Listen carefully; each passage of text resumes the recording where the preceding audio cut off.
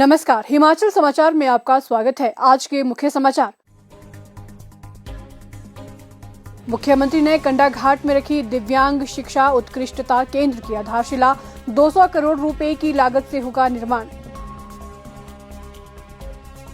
केंद्र में 500 किलोवाट की सौर ऊर्जा परियोजना लगाने के दिए निर्देश।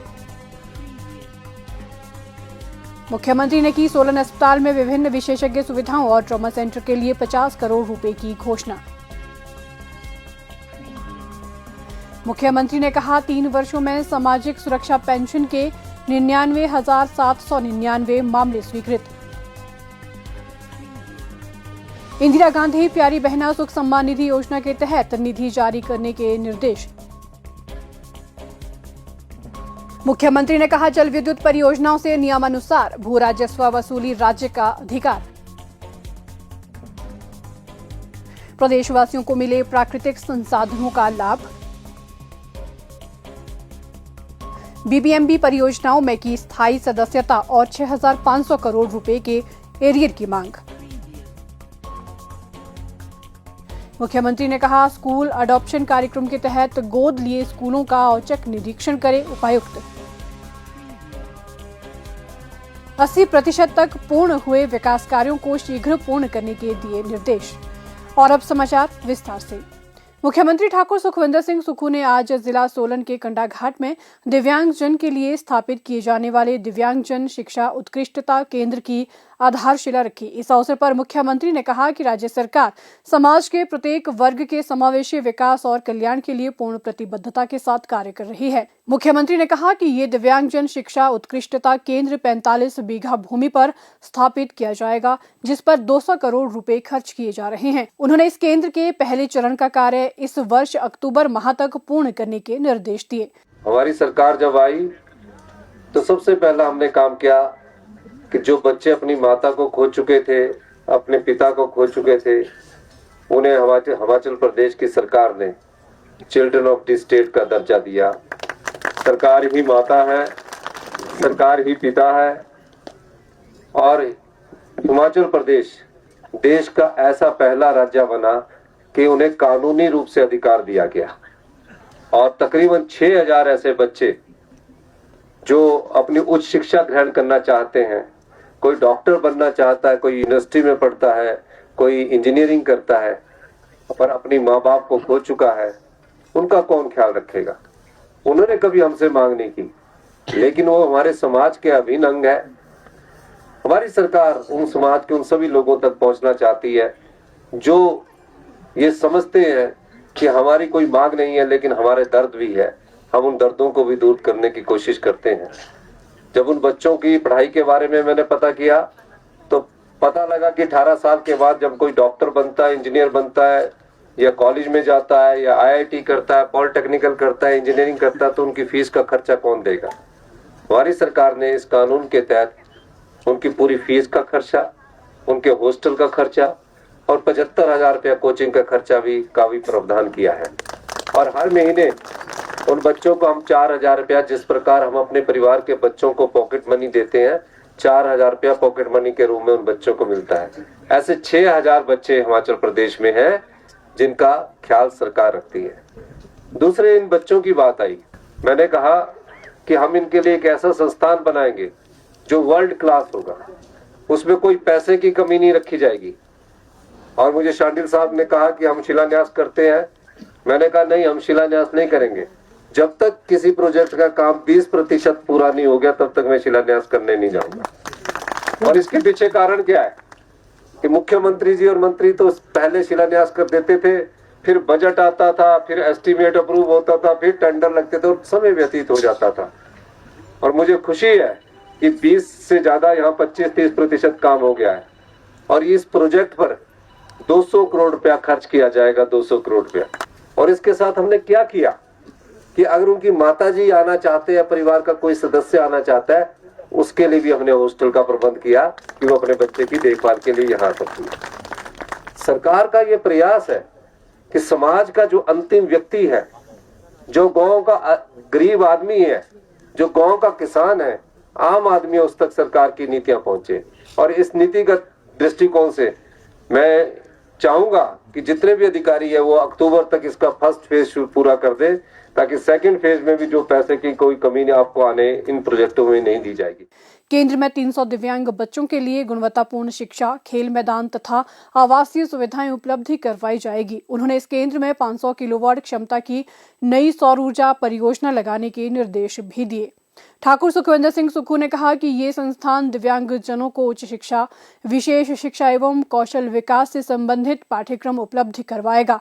इसके साथ ही दिव्यांगता की प्रकृति और गंभीरता को ध्यान में रखते हुए अनुसंधान एवं विकास गतिविधियां भी संचालित की जाएगी। उन्होंने कहा कि दिव्यांगजनों सहित समाज के वंचित वर्गों को सामाजिक सुरक्षा प्रदान करने और उन्हें सशक्त बनाने के उद्देश्य से सरकार द्वारा कई महत्वाकांक्षी योजनाएं प्रभावी रूप से लागू की जा रही है। दिव्यांगजनों की उच्च शिक्षा को बढ़ावा देने के लिए उत्कृष्टता केंद्र स्थापित करने का संकल्प सरकार ने लिया था, जिसे आज साकार किया गया है। उन्होंने कहा कि ये दिव्यांगजनों की शिक्षा के लिए प्रदेश में अपनी तरह का पहला केंद्र है और ये देश भर के लिए मॉडल बनकर उभरेगा। मुख्यमंत्री ने कहा कि संस्थान के अंतर्गत 15 करोड़ 33 लाख रुपए की लागत से महिलाओं के लिए कामकाजी छात्रावास का निर्माण भी किया जाएगा। ठाकुर सुखविंदर सिंह सुक्खू ने कहा कि राज्य सरकार द्वारा दिव्यांगजनों के लिए सहायक उपकरण, वित्तीय सहायता, पुनर्वास सेवाएं, शिक्षा एवं कौशल विकास के अवसर प्रदान किए जा रहे हैं। 40% से अधिक दिव्यांगता वाले छात्रों को 625 रुपए से 3,750 रुपए तक की मासिक छात्रवृत्ति दी जा रही है।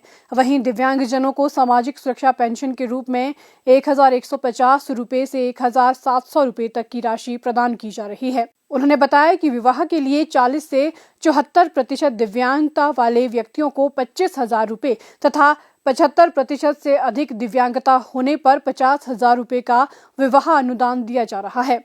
मुख्यमंत्री ने कहा कि शिमला के हीरानगर में बौद्धिक रूप से अविकसित दिव्यांग बच्चों के लिए राज्य का पहला आवासीय विशेष विद्यालय स्थापित किया गया है, जहां 6 से 18 वर्ष के बच्चों को निःशुल्क गुणवत्तापूर्ण शिक्षा, व्यावसायिक प्रशिक्षण एवं छात्रावास की सुविधा उपलब्ध है। उन्होंने कहा कि सरकार द्वारा दिव्यांगजनों के लिए अनेक सुविधाएं प्रदान की जा रही हैं। बस स्टेशनों और बसों में रैंप और रेलिंग की व्यवस्था की गई है तथा सरकारी अस्पतालों में व्हीलचेयर उपलब्ध करवाई गई हैं।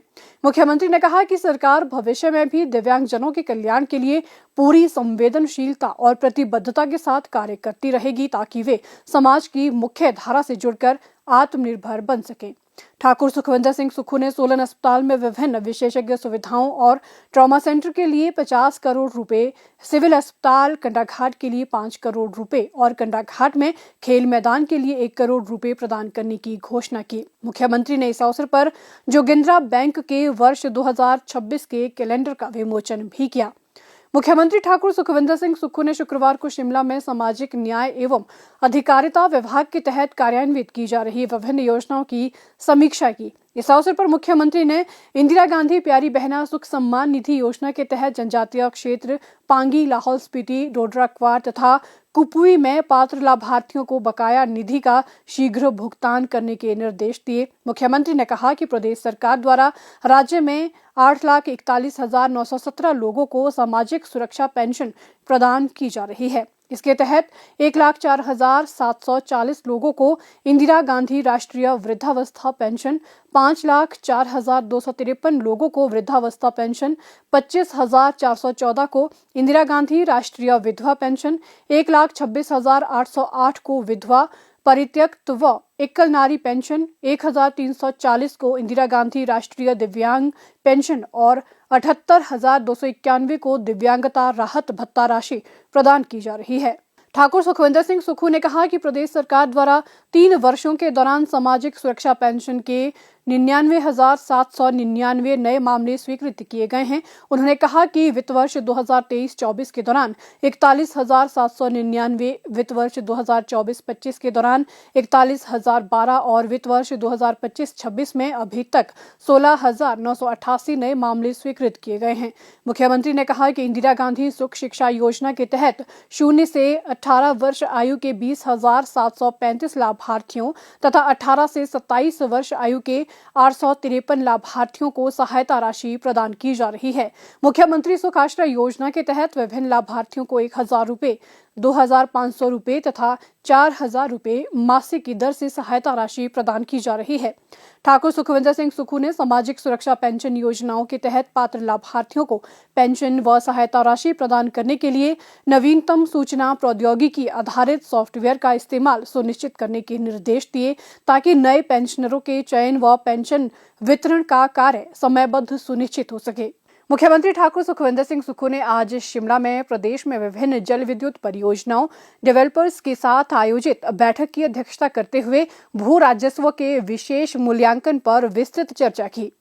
मुख्यमंत्री ने डेवलपर्स से कहा कि हिमाचल प्रदेश प्राकृतिक संसाधनों से परिपूर्ण है। प्रदेश में कार्यान्वित विभिन्न जल विद्युत परियोजना डेवलपर्स का ये दायित्व है कि प्रदेश को भू राजस्व अदा करें। ये राजस्व प्राप्त करना राज्य का अधिकार है। उन्होंने कहा कि प्रदेश में कार्यशील सभी जल विद्युत परियोजनाओं को नियमानुसार भू राजस्व अदा करना चाहिए। भू राजस्व प्रदान करने की दर के युक्तिकरण के लिए विचार विमर्श किया जा सकता है। उन्होंने कहा कि 25 मेगावाट क्षमता की जल विद्युत परियोजना डेवलपर्स के साथ इसी संदर्भ में 12 जनवरी को शिमला में राजस्व मंत्री श्री जगत सिंह नेगी की अध्यक्षता में बैठक आयोजित की जाएगी।